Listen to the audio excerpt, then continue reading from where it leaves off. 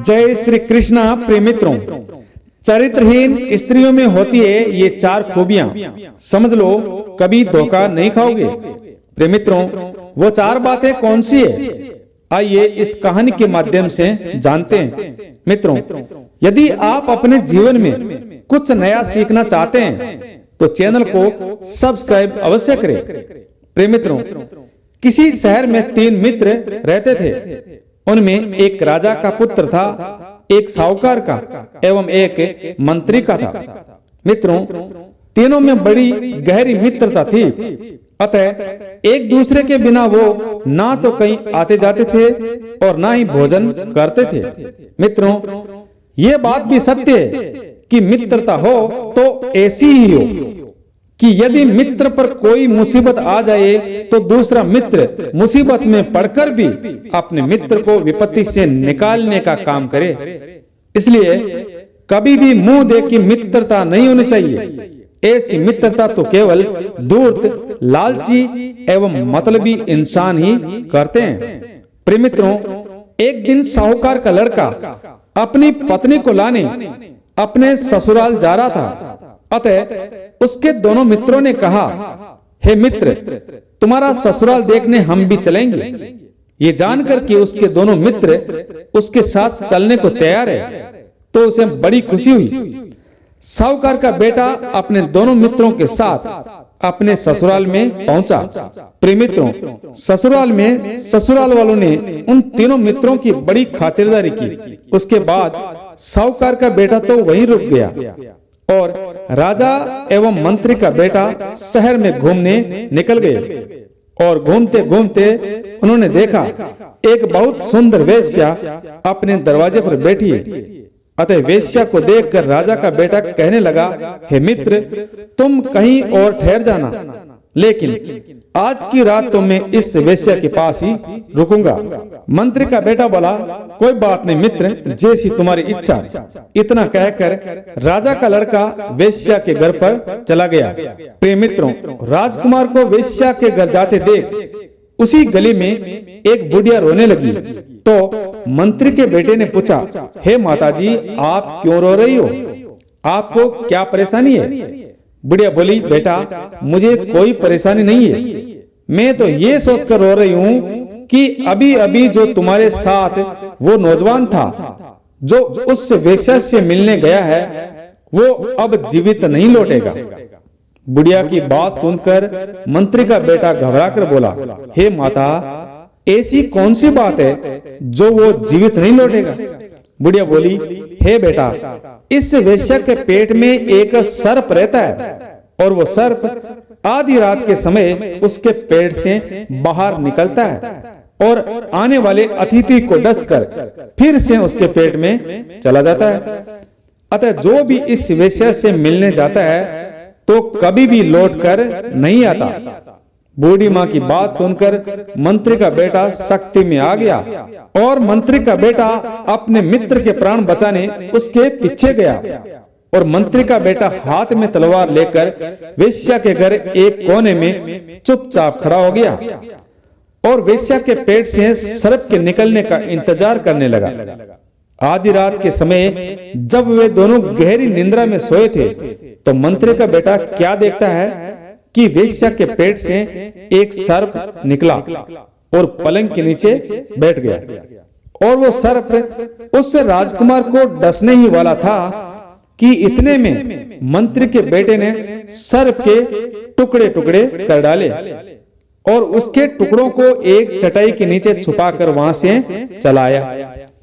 अब मंत्री का बेटा कहीं और ठहरने का विचार बना रहा था। इतने में उसने देखा कि आधी रात के समय एक सुंदर स्त्री सज धज कर शहर से निकलकर जंगल की ओर बड़ी तेजी से जा रही थी। उसने सोचा, अब सोएंगे तो बाद में, लेकिन पहले हम इस स्त्री की खबर लेंगे कि ये स्त्री इतनी रात में जंगल की तरफ क्यों जा रही है। ये सोचकर मंत्री का बेटा उस स्त्री का पीछा करने लगा। थोड़ी देर आगे चलने पर पता चला कि वो स्त्री अपने प्रेमी एक फकीर से मिलने आई है जो जंगल में एक झोंपड़ी बनाकर रहता था। अब मंत्री का बेटा उनकी बातें छुपकर सुनने लगा और वो फकीर उस स्त्री को गाली देते हुए बोला कि तुम आज इतनी देर से क्यों आई हो। वो स्त्री बोली, मुझे माफ करना, क्योंकि आज मेरा पति मुझे लेने आया है। उसके साथ उनके 2 मित्र भी थे, अतः उनकी खातिरदारी में थोड़ा समय लग गया। जब उनके मित्र शहर में घूमने चले गए, तब मैं अपने पति को सुलाकर तुम्हारे पास आई हूँ, और मैं तुम्हें ये बताने आई हूँ कि कल से मैं अपने ससुराल चली जाऊंगी।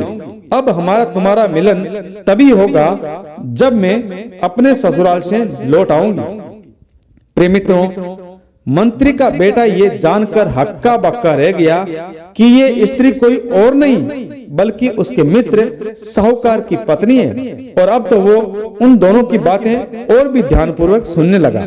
प्रिय मित्रों, उस स्त्री की बात सुनकर उस फकीर को उस पे इतना गुस्सा आया कि उसने अपने दांतों से उस स्त्री की नाक काट दी, और वो स्त्री हाथ से नाक को दबाए रोती चिल्लाती अपने घर को चली गई। उसकी इस घटिया हरकत को देखकर मंत्री के बेटे ने उस फकीर पर तलवार से वार किया और उसका सर धड़ से अलग कर दिया।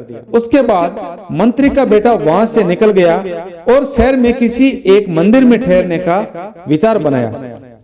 तभी उसने क्या देखा कि कुछ चोर शहर में कहीं डाका डालकर धन लाए थे, और वो मंदिर में इसलिए आए थे कि जब वो चोरी करने गए थे तो इस मंदिर में उन्होंने मन्नत मांगी थी कि यदि आज हमें बहुत सारा धन मिल जाए तो हम राजा की बेटी की बलि चढ़ाएंगे।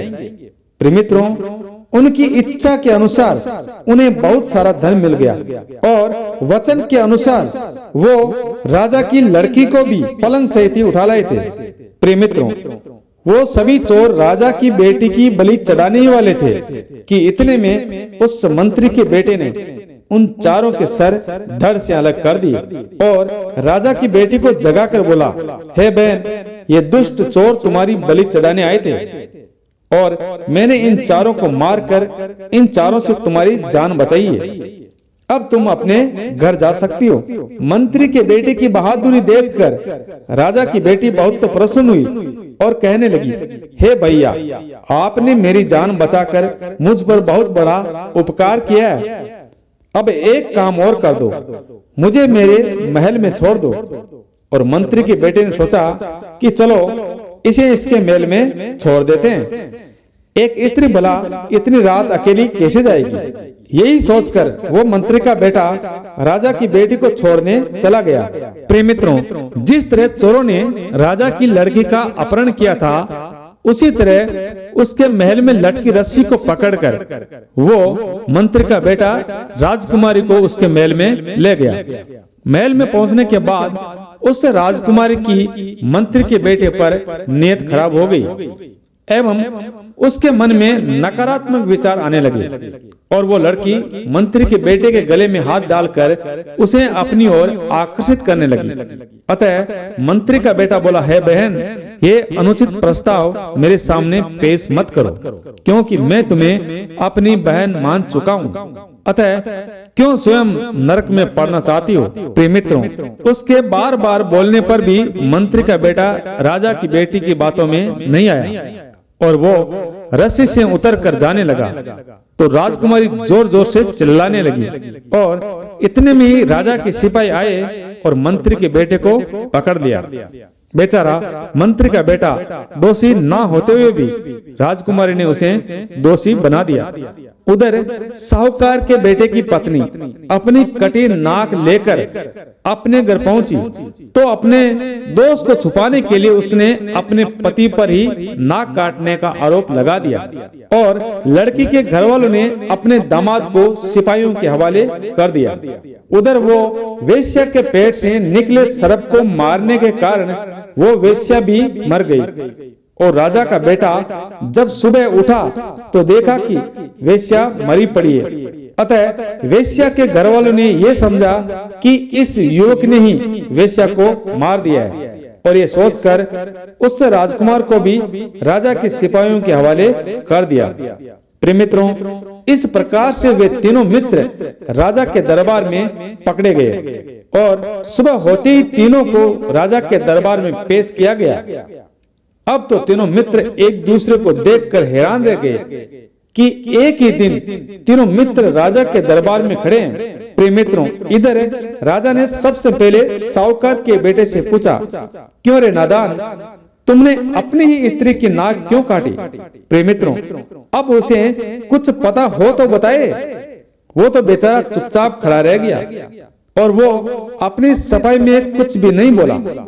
उसके बाद राजा ने उस राजकुमार से पूछा कि तूने वेश्या को क्यों मारा? राजकुमार भी कुछ नहीं बोला, वो भी चुपचाप खड़ा रहा। अब राजा ने मंत्री के बेटे से पूछा, क्यों रे दुष्ट, तू मेरी बेटी के महल में क्या चुराने गया था? प्रिय मित्रों, राजा के पूछने पर मंत्री के बेटे ने बताया, हे महाराज, हम तीनों नौजवान बहुत ही गहरे मित्र हैं और संयोग की बात देखो, आज हम तीनों एक साथ एक अपराधी के रूप में आपके दरबार में खड़े हैं। आप एक राजा है और राजा का धर्म है कि वो दोनों पक्षों को सुने और जो वास्तव में अपराधी हो उसे दंडित करे। मंत्री के बेटे ने कहा, दरअसल कहानी यह है कि हम तीनों अपने मित्र के साथ उसके ससुराल में उसकी पत्नी को लेने आए थे। ससुराल आने के बाद हम दोनों शहर में घूमने निकल गए और घूमते घूमते राजा के लड़के को, मेरे मित्र को, एक वेश्या नजर आई और उसने बोला कि मैं आज रात वेश्या के यहाँ रुकूंगा। और जैसे वो अंदर गया तो वहां पर एक बुढ़िया रोने लगी और उसने बताया कि इस वेश्या के पेट से सर्प निकलता है और जो भी जाता है उसे वो डस कर मार देता है। तो मैं उसके पीछे पीछे गया और वहां पर जैसी सर्प निकला तो उसके 2 टुकड़े कर दिए और एक चटाई के नीचे छुपा कर आ गया। यदि आपको सच जानना है तो अपने सिपाहियों को भेजकर पता कर ले। प्रिय मित्रों, राजा ने अपने सिपाहियों को भेजा और वहां जाकर देखा तो चटाई के नीचे सांप के टुकड़े मिले। राजा ने राजकुमार को निर्दोष साबित करके छोड़ दिया। उसके बाद मंत्री के लड़के ने कहा, हे राजा, वहां से निकलकर मैं मंदिर में ठहरने की व्यवस्था करने वाला था कि इतने में एक सुंदर स्त्री मेरे पास से होकर शहर से निकलकर जंगल की ओर तेजी से जा रही थी। अतः मैं उसके पीछे पीछे गया कि इतने सुंदर औरत रात को कहां जा रही है और वहां जाकर देखा कि वो अपने एक मित्र फकीर से मिलने आई है और वहां पर वो फकीर उसे बुरी भली कहने लगा और उस फकीर ने गुस्से में उसकी नाक काट दी। हे राजा, मैंने अपनी तलवार से उस फकीर के सर को धड़ से अलग कर दिया। यदि आपको विश्वास नहीं है तो अपने सिपाही भेजकर आप वहां पर पता लगा सकते हो। ये स्त्री कोई और नहीं, मेरी मित्र की पत्नी है जो अपना दोष छुपाने के लिए अपना सारा दोष मेरे मित्र पर डाल दिया और इसे फंसा दिया। प्रिय मित्रों, राजा ने उस मंत्री के बेटे की बात सुनकर साहूकार को भी निर्दोष साबित करके छोड़ दिया। अब राजा ने बोला, ठीक है, तो तुम बताओ, तुम मेरी लड़की के महल में क्यों घुसे? क्या चोरी करने आए थे? प्रिय मित्रों, मंत्री का बेटा कहने लगा, हे राजा, जब मैं उस फकीर को मारकर मंदिर में आया था तब वहां कुछ चोर बहुत सारा धन लेकर और साथ में आपकी बेटी को भी अपहरण करके वहां पर लाए थे और उसकी बलि चढ़ाने वाले थे। तो मैंने उन चारों के सर धड़ से अलग कर दिए। यदि आपको सच जानना है तो अपने सिपाही भेजकर पता कर ले।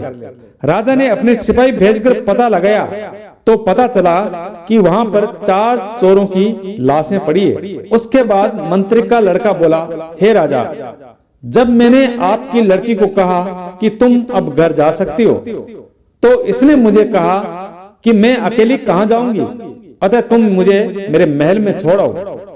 मैं इसे छोड़ने के लिए इनके महल में आया था और इसने मुझे ऐसा वैसा कहा, लेकिन मैंने इसकी बात नहीं मानी और मैं नीचे उतर गया।